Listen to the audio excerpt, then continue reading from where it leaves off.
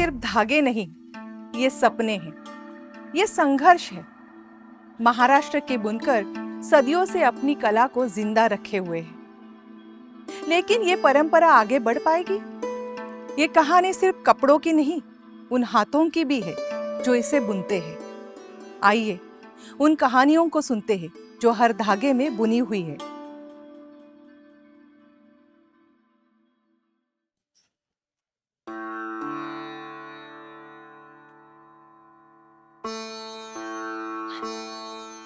कृष्णा। अरे दादाजी नमस्ते। नमस्ते। इन धागों से हम सिर्फ कपड़ा ही नहीं बुनते, अपनी संस्कृति बुनते हैं। क्या? मैं तुम्हें बताता हूँ बेटा कि हम ये धागे कैसे रंगते हैं। इन धागों को करघे पर आने के पहले हमें किन किन मुश्किलों का सामना करना पड़ता है। हाँ, इस प्रक्रिया की शुरुआत होती है धागों की खरीद से। स्थानीय बाजार से कच्चे धागे खरीद कर लाए जाते हैं और फिर उन्हें क्षारीय घोल में भिगोया जाता है ताकि वे रंग को सोख सके। इस प्रक्रिया को कहते हैं नेफिलेशन। नेफिलेशन? हाँ, और उसके बाद शुरू होता है रंगाई का चरण। धागों को एक विशेष घोल में डुबोया जाता है जिसे डाई एसिडाइजेशन कहते हैं।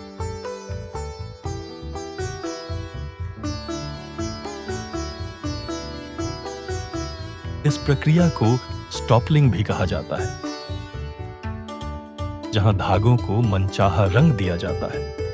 अब धागों को उनकी प्राकृतिक और सिंथेटिक कैटेगरी में बांटा जाता है और वार्निंग की प्रक्रिया शुरू होती है।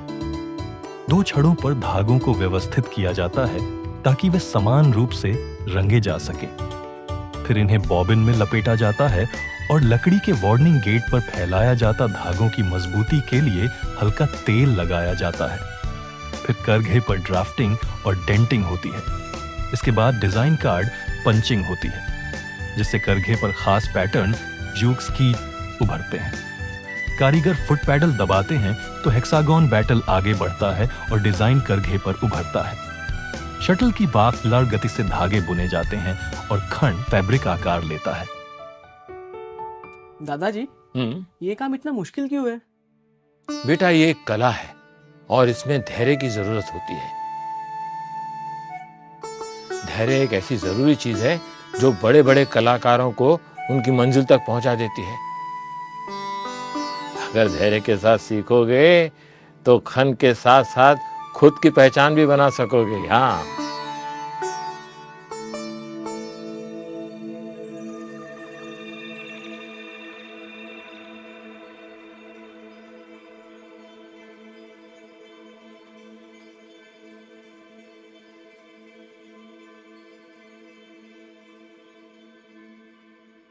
बेटा जरा दिखना तो, ये धागा थोड़ा उलझ गया है। बाबा, मैं ये सब नहीं समझता। मैं शहर जाके ना नौकरी करना चाहता हूँ।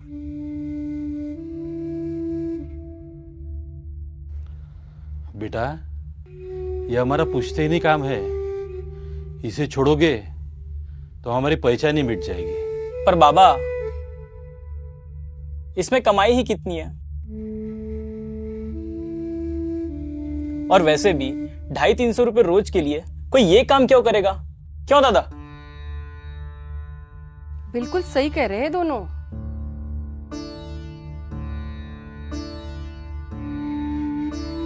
हमारे पास सिर्फ आपकी पेंशन है, वरना पता नहीं कैसे गुजारा होता।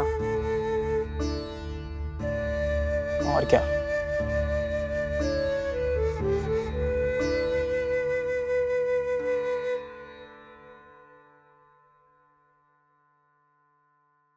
बाबा, आप अपना ख्याल रखना तो थोड़ी भागदौड़ कम करना। जितना हो सके उतना ही काम करना। ये सब काम करके आप कोई करोड़पति नहीं बन जाओगे ना। हाँ हाँ बेटा, ठीक है। जाओ बेटा, अपनी जिंदगी बनाओ। और हाँ, अपना ख्याल रखना और अपने खाने पीने का भी, समझे?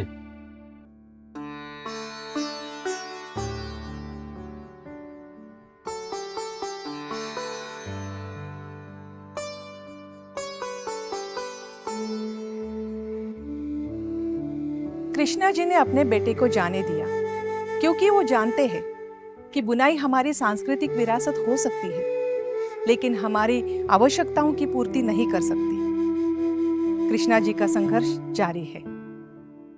ये काम मेरे को दादाजी ने सिखाया था और सीखने के बाद में ये काम मैं करने लगा। करते करते कुछ परेशानी आई तो ये काम मैंने छोड़ दिया। फिर ऐसा लगा कि ये काम मैं दोबारा कर सकूं और फिर मैंने दोबारा काम शुरू किया। काम करते करते कुछ फिर अच्छा चलने लगा।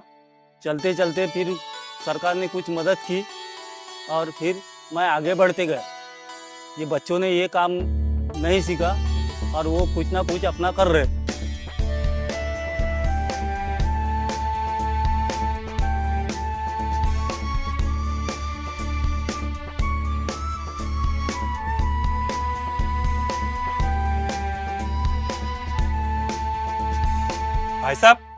भाई साहब, बोलो भाई, क्या हो गया? ये ब्लाउज की प्राइस क्या है? 5,000 रुपए का भाई। 10 से 15,000 का भी है। ओरिजिनल खाना है, आपको पूरे शहर में कहीं मिलेगा नहीं। बहुत आरामदायक कपड़ा है। एक बार लोगे ना, आपको बोलोगे मुझे ओरिजिनल चीज मिली है। दे दूं आपको? अरे नहीं, मैं तो बस ऐसे रेट पूछ रहा था। थैंक यू भैया। अरे लेके जाओ भाई। आता हूँ बाद में मैं लेने के लिए। अरे यार,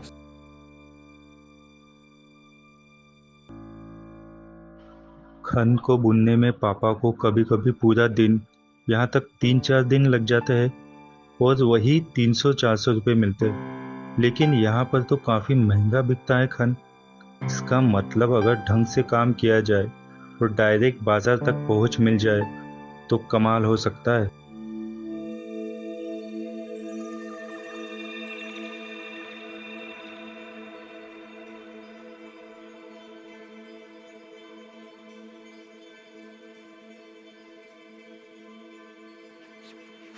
कृष्णा, कृष्णा।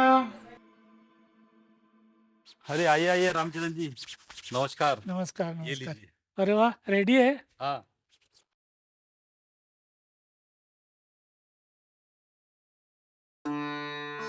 ये लो, गिन लो। जी पूरे ही होंगे। आजकल डिमांड थोड़ा कम है। क्या है, जितना पैसा मिलता उसी में कुछ भला नहीं हो पाता। और सुना है बाजार में अभी नकली हैंडलूम आया है, इससे हमारा बहुत घाटा हो रहा है। अरे पहले ऐसा होता था, लेकिन अब धीरे धीरे बंद हो रहा है। अब सरकार ने असली को असली की पहचान दिला दी है। महाराष्ट्र सरकार ने ऐसी योजना बनाई है जिससे बुनकरों का फायदा हो रहा है। महाराष्ट्र सरकार हथकरघा उत्पादों की प्रामाणिकता सुनिश्चित करने और कारीगरों को उचित मूल्य दिलाने के लिए विभिन्न योजनाएं चला रही है, जो इन कारीगरों के जीवन में बड़ा बदलाव ला रही है। इससे उनके हैंडलूम उत्पादनों की प्रामाणिकता से लेकर बाजार में उनकी अच्छी कीमत सुनिश्चित हो रही है, जो इन कारीगरों को आर्थिक रूप से सशक्त बनाने में मददगार साबित हो रही है। ख्याल रखो बेटा। बहुत बहुत धन्यवाद आपका।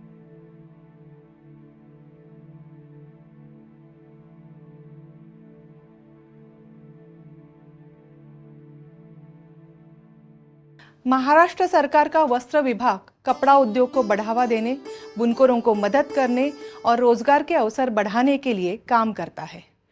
नागपुर स्थित वस्त्र आयुक्तालय पूरे राज्य में सरकारी योजनाओं को लागू करने और टेक्सटाइल उद्योग के विकास में सहयोग करने की जिम्मेदारी संभालता है। राज्य में क्षेत्रीय उपायुक्त आरडीसी के कार्यालय भी बनाए गए हैं, जो स्थानीय स्तर पर वस्त्र उद्योग से जुड़ी योजनाओं को लागू करते हैं। नागपुर, सोलापुर, छत्रपति संभाजी नगर और मुंबई में स्थित ये कार्यालय बुनकरों, हथकरघा और पावरलूम उद्योग को सहयोग देते हैं। कुल मिलाकर महाराष्ट्र सरकार टेक्सटाइल उद्योग को मजबूत करने, बुनकरों को सही दाम दिलाने और कपड़ा व्यवसाय को आगे बढ़ाने के लिए लगातार प्रयास कर रही है।